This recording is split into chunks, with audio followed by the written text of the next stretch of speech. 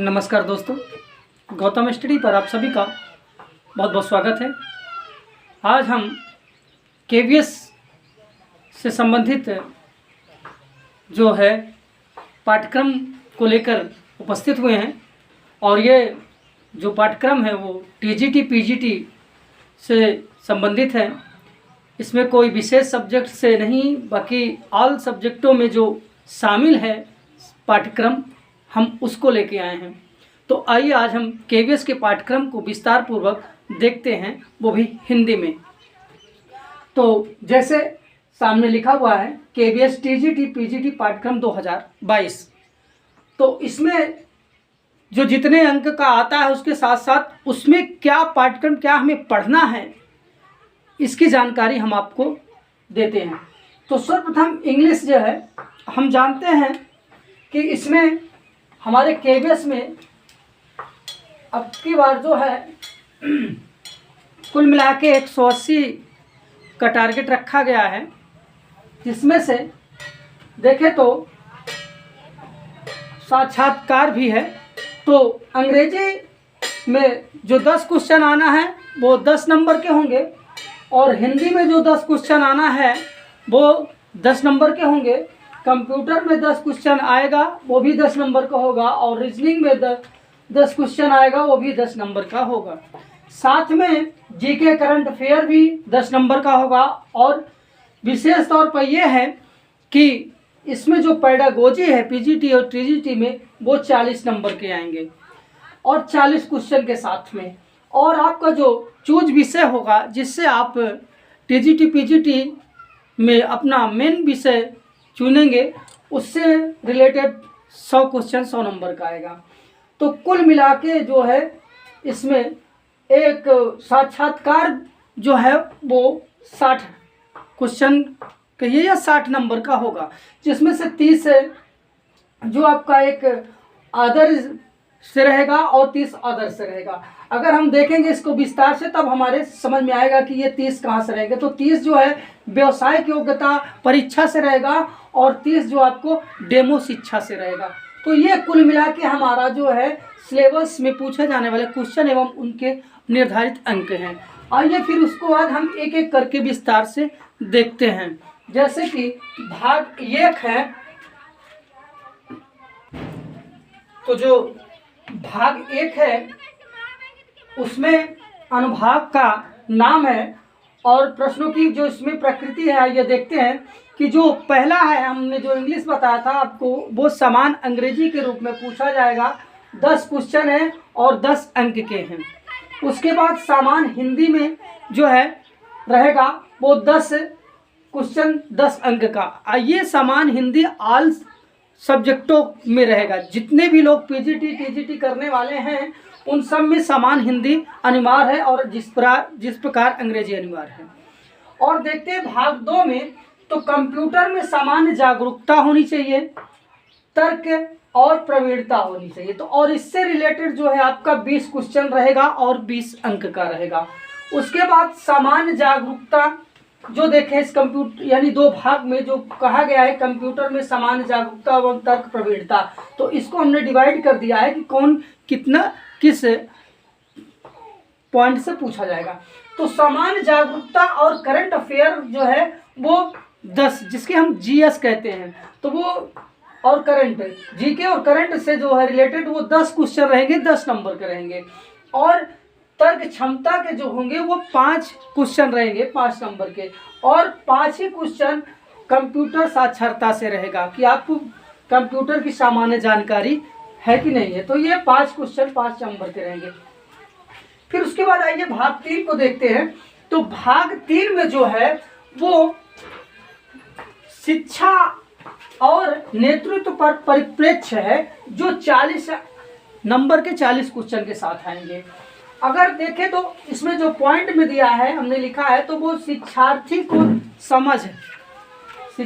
को समझ जो है वो 10 प्रश्न रहेंगे 10 अंक के, कि आप शिक्षार्थी के क्रिया को या चरित्र को या शिक्षार्थी के प्रति आप अपना कैसे समझ रखते हैं। तो उससे रिलेटेड जो है 10 प्रश्न 10 नंबर के आएंगे। फिर टीचिंग लर्निंग से आएंगे जो शिक्षण सीखने को है वो कहें टीचिंग लर्निंग अर्थात शिक्षण सीखने को समझ जो होनी चाहिए, वो उससे रिलेटेड 15 क्वेश्चन आएंगे और वो 15 नंबर के रहेंगे। फिर सीखने के अनुकूल जो माहौल बनना है या बनाना है, उससे रिलेटेड 5 प्रश्न आएंगे 5 अंक के। फिर उसके बाद स्कूल संगठन और नेतृत्व से संबंधित 5 प्रश्न आएंगे, वो भी 5 नंबर के। जितने भी क्वेश्चन रहेंगे उतना ही नंबर आपको मिलेगा। शिक्षा में परिप्रेक्ष्य 5 अंक के रहेंगे, वो भी 5 क्वेश्चन के साथ। फिर उसके बाद हम भाग 4 को देखेंगे, जिसमें विषय विशिष्ट पाठ्यक्रम में आपके 100 अंक के रहेंगे। जो आप विषय लेंगे, अंग्रेजी, गणित, विज्ञान, हिंदी, संस्कृत, जो भी आपका रहेगा वो 100 अंक का रहेगा और 100 क्वेश्चन के साथ में रहेगा। अब इसमें देखें तो व्यवसायिक प्रवीणता परीक्षा है, ठीक है। और उसके बाद इस साक्षरता में या कहे तो व्यवसायिक प्रवीणता परीक्षा में आपका जो है, जो योग्यता से रिलेटेड वो 60 अंक का होगा, ठीक है। जिसमें से डेमो शिक्षण सहित 30 नंबर का होगा, और जिसमें इंटरव्यू से जो आपसे रिलेटेड रहेगा या बॉडी लैंग्वेज वगैरह से जो रहेगा, आपके फीडबैक से रहेगा, वो 30 नंबर का रहेगा। तो कुल मिला के साक्षात्कार को देखें तो वे 60 अंक का रहेगा, जिसे हम इंटरव्यू बोलते हैं। फिर आइए देखते हैं पाठ्यक्रम का संपूर्ण स्वरूप कैसे रहेगा। अब हम पूरे पाठ्यक्रम को देखेंगे, जिसे हम ये भी देखे हैं। अब आइए एक एक करके देखते हैं कि सामान्य अंग्रेजी के वो है जो 10 क्वेश्चन रहेंगे 10 नंबर में। तो उसमें क्या होनी चाहिए कि पढ़ना अंग्रेजी आपको आनी चाहिए और अंग्रेजी की समझ होनी चाहिए। शब्द शक्ति का भी विशेष ज्ञान होना चाहिए, और सबसे जो महत्वपूर्ण बात है वो है व्याकरण का ज्ञान और उपयोग आपको अंग्रेजी के अंतर्गत नॉलेज होना चाहिए। फिर हिंदी में देखें तो हिंदी में भी 10 प्रश्न रहेंगे, वो भी 10 अंक के। और इसमें विशेष क्या है सामान्य हिंदी में, तो पठन कौशल है, आपकी सामर्थ्यता कितनी है, और व्याकरण इसमें भी है। जो सामान्य हिंदी में है उसमें भी आपको व्याकरण का अध्ययन कितना है और इसकी प्रवृत्ति कैसी है हिंदी की। तो ये हो गई सामान्य हिंदी की जानकारी। फिर भाग 2 में देखते हैं तो कंप्यूटर में सामान्य जानकारी आपके लिए होनी अनिवार्य है। तर्क शक्ति और प्रवीणता होनी चाहिए। इन दोनों को मिला के आपके 20 क्वेश्चन 20 नंबर के रहेंगे।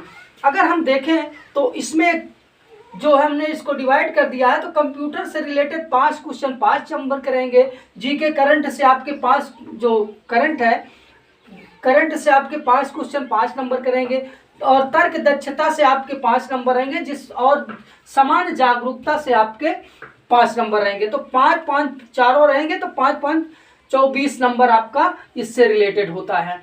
फिर भाग 3 को देखते हैं तो शिक्षार्थी को समझना मुख्य रूप से जो है यह अहम भूमिका निभाती है, और ये जो है हमारा पेडागोजी से रिलेटेड है। इसमें 40 अंक रहेंगे, 40 प्रश्न भी पूछे जाएंगे। तो इसको हम विस्तार से देखें तो इसमें क्या है, वृद्धि है, परिपक्वता है, और विकास की अवधारणा है। फिर सिद्धांतों और विकास की बहस है, और विकास कार्य और चुनौतियां हैं। तो ये इसमें है, क्या क्या है, वृद्धि, परिपक्वता, विकास की अवधारणा, सिद्धांत और विकास की बहस, और विकास कार्य और चुनौतियां। फिर उसके बाद विकास क्षेत्र में देखते हैं तो इसके अंतर्गत क्या हमें पढ़ना है, तो शारीरिक, संज्ञानात्मक, सामाजिक, भावनात्मक, नैतिक आदि विकास के विचलन और इसके प्रभाव को पढ़ना है। फिर उसके बाद अगला है जो है वो संस्थागत डिजाइन करने के लिए किशोरावस्था की जरूरतें एवं चुनौतियां और निहितार्थ को समझना और उसका सहयोग करना, ये आदि हमको पढ़ना है। फिर उसके बाद हम देखें तो प्राथमिक और माध्यमिक समाजीकरण एजेंसियों की भूमिका, होम स्कूल निरंतरता और को सुनिश्चित करना पढ़ना है, ये हमें पढ़ना है। फिर उसके बाद टीचिंग लर्निंग को देखें तो टीचिंग लर्निंग को समझना सबसे मुख्य बातें दी गई हैं। क्या क्या है इसमें, तो लर्निंग है, बिहेवियर है जिसे हम आचरण कहते हैं, संज्ञानात्मक है और रचनात्मक है, पर सैद्धांतिक दृष्टिकोण है। उसके बाद और इसमें अनेक निहितार्थ के विशेष संदर्भ में शिक्षक की क्या भूमिका होनी चाहिए, ये है। तो इससे रिलेटेड हमें पढ़ना है, इसको पढ़ना है। फिर उसके बाद शिक्षक की भूमिका, शिक्षार्थी की भूमिका, छात्र शिक्षक संबंध की प्रवृत्ति क्या ऐसी होनी चाहिए, फिर शिक्षण विधियों का विकल्प होना कैसा होगा, फिर उसके बाद कक्षा का वातावरण क्या होना चाहिए, कक्षा अनुशासन शक्ति आदि की समझ होनी चाहिए, सीखने के प्रभाव को प्रभावित करने वाले कारक, इनको भी देखना है। फिर डिजाइन कक्षा निर्देश को भी पढ़ना है। फिर छात्र गतिविधियों की योजना किस प्रकार बनाना है, उसको पढ़ना है। फिर विद्यालय में शिक्षण स्थल किस प्रकार होना चाहिए, इसको पढ़ना है। और उसके बाद फिर शिक्षण अधिगम की योजना एवं संगठन में देखें तो इसमें हमें क्या पढ़ना है, तो इसमें हमें पाठ्यक्रम और पठचर्या की अवधारणा, खुले और छिपे हुए पाठ्यक्रम के सिद्धांत, उसके बाद पाठ्यक्रम संगठन, फिर योग्यता आधारित शिक्षा, फिर अनुभवात्मक अधिगम आदि, इनको पढ़ना है। फिर उसके बाद देखें निर्देशात्मक योजना में, तो हम इसमें क्या पढ़ेंगे कि वर्ष योजना, इकाई योजना और पाठ्य योजना, इसको पढ़ेंगे। फिर उसके बाद शिक्षण सामग्री और संसाधन कि शिक्षण सामग्री कौन कौन सी है और इसका संसाधन क्या क्या है। फिर उसके बाद शिक्षण अधिगम के लिए सूचना और संचार प्रौद्योगिकी, जिसे हम ICT कहते हैं, ये पढ़ना है। इसके बाद और हैं हमारे पाठ्यक्रम में, आइए और उनको भी देखते हैं।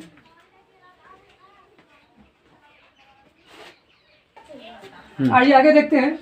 जो अगला है वो मूल्यांकन से है। इसमें जो है उद्देश्य, प्रकार और सीमाएं दिया हुआ है, और उसके बाद सतत और व्यापक मूल्यांकन के लक्षण, फिर एक अच्छे उपकरण की विशेषताएं, ये पढ़ना है हमें मूल्यांकन के अंतर्गत। फिर उसके बाद जो हमें पढ़ना है वो सीखने और सिखाने के रूप में आकलन क्या होना चाहिए, फिर सीखने के अर्थ, उद्देश्य और प्रत्येक योजना बनाने के लिए क्या हमारे विचार होने चाहिए। फिर उसके बाद देखते हैं तो शिक्षण अधिगम प्रक्रियाओं को बढ़ाना, कक्षा अवलोकन और प्रतिक्रिया प्रतिबिंब और पाठ्यक्रम संगठन, ये पढ़ना है। फिर योजना आधारित शिक्षा, उसके बाद अनुभवात्मक शिक्षा आदि, इनको पढ़ना है। फिर निर्देशात्मक योजनाएं, वर्ष योजना, इकाई योजना, पाठ्य योजना आदि, इनको पढ़ना है। फिर उसके बाद सीखने के अनुकूल माहौल बनाना, वो क्या होता है और उसके अंतर्गत हमें क्या पढ़ना है। तो आइए देखते हैं कि विविधता, विकलांगता और समावेश की अवधारणा सामाजिक निर्माण के रूप में विकलांगता के निहितार्थ, विकलांगता के प्रकार और उनकी पहचान एवं हस्तक्षेप, ये पढ़ना है। फिर उसके बाद जो पढ़ना है हमें वो क्या पढ़ना है कि स्कूल मानसिक स्वास्थ्य की अवधारणा, सभी छात्रों और कर्मचारियों के लिए मानसिक स्वास्थ्य के उपचारात्मक निवारण और प्रोत्साहक आयामों को संबोधित करना, मार्गदर्शन और परामर्श के लिए प्रावधान, इनको पढ़ना है। फिर उसके बाद जो पढ़ना है अगला पॉइंट में, सीखने के संसाधन क्या है और सीखने के संसाधन के रूप में स्कूल और समुदाय का विकास करना किस प्रकार होगा, ये पढ़ना है। फिर उसके बाद अगला जो पॉइंट आता है स्कूल संगठन और नेतृत्व आता है। तो उसमें जो है क्या पढ़ना है कि चिंताशील व्यवसायी टीम निर्माता और आरंभकर्ता, शिक्षक और संरक्षक के रूप में नेता कैसा होना है, बनाना है, कौन होता है, किस प्रकार का होता है। फिर उसके बाद विद्यालय नेतृत्व पर दृष्टिकोण, निर्देशात्मक, वितरित और परिवर्तनकारी दृष्टि निर्माण को पढ़ना है। फिर उसके बाद लक्ष्य निर्धारण और विद्यालय विकास योजना बनाना आदि को पढ़ना है। फिर उसके बाद जो पढ़ना है वो हमें शिक्षण अधिगम वार्षिक कैलेंडर को सुदृढ़ करने के लिए विद्यालय प्रक्रियाओं एवं मंचों का उपयोग क्या है कि शिक्षण अधिगम वार्षिक कैलेंडर को सुदृढ़ करने के लिए विद्यालय प्रक्रियाओं एवं मंचों का उपयोग, ये पढ़ना है। फिर उसके बाद ट्रैवलिंग पेरेंट टीचर फोरम, अर्थात कहे तो travelling parent teacher forum, school assembly, teacher development forum, शिक्षण अधिगम में सुधार के लिए उपलब्धि डेटा का उपयोग, अर्थात ये पूरा है कि शिक्षण अधिगम में सुधार के लिए उपलब्धि डेटा का उपयोग, स्कूल स्वमूल्यांकन और सुधार, स्कूल स्वमूल्यांकन एवं सुधार, ये पढ़ना है। फिर शिक्षण परिप्रेक्ष्य में हमें क्या पढ़ना है ये देखते हैं। इसमें जो पढ़ना है वो है शिक्षा के लक्ष्यों को प्राप्त करने में स्कूल की भूमिका, शिक्षा के लक्ष्यों का प्राप्त करने में स्कूल की क्या भूमिका होती है, ये पढ़ना है। फिर उसके बाद जो पढ़ना है वो नेप से है, NEP 2020 से है। तो इसमें क्या है कि स्कूलों में पठचर्या और शिक्षा शास्त्र समग्र और एकीकृत शिक्षा, सामान्य और समावेशी शिक्षा सभी के लिए सिखाना, योग्यता आधारित शिक्षा और शिक्षा, इसको पढ़ना है। फिर उसके बाद अगला जो पढ़ना है वो है बाल अधिकारों के लिए मार्गदर्शक सिद्धांत, सुरक्षित और बच्चों के लिए अधिकारों के लिए सुरक्षा और प्रावधान, ये पढ़ना है। फिर जो पढ़ना है वो है सुरक्षित स्कूल पर्यावरण, मुक्त और अनिवार्य शिक्षा के लिए बच्चों का अधिकार और अधिनियम 2009, ये हमें पढ़ना है। और अगला जो पॉइंट है आइए उसको भी हम देख लेते हैं।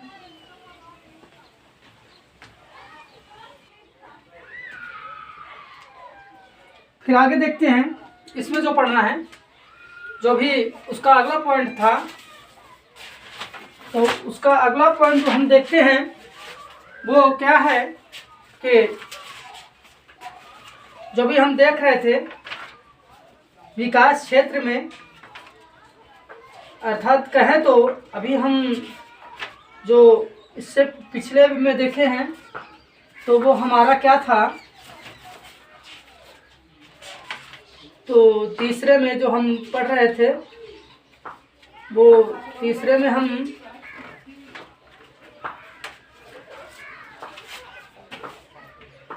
पढ़ रहे थे शिक्षा में परिप्रेक्ष्य।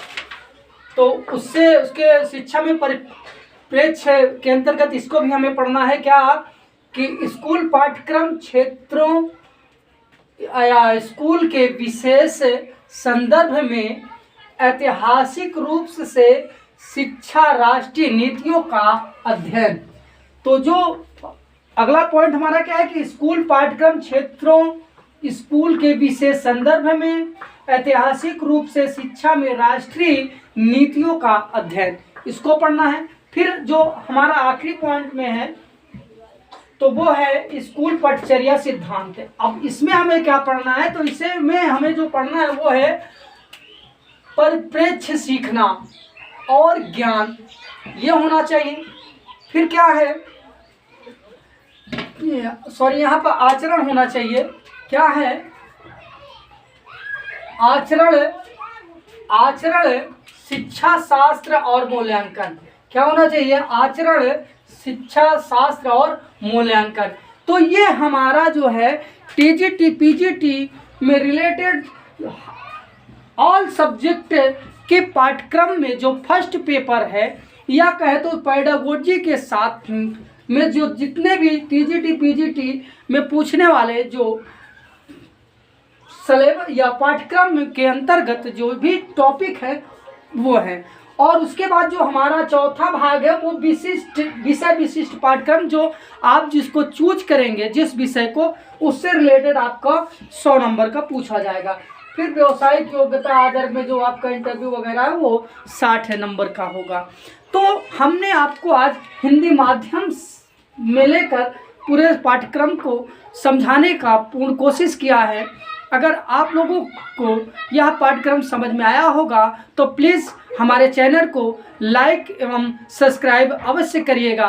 और अगले वीडियो को प्राप्त करने के लिए अर्थात KVS के टीजीटी पीजीटी की जो साहित्यिक क्लास है या इस विषय संबंधी क्लास को अगर आप प्राप्त करना चाहते हैं तो आप प्लीज़ कमेंट करके अवश्य बताइएगा। गौतम स्टडी पर यह वीडियो देखने के लिए आप सभी का बहुत बहुत धन्यवाद।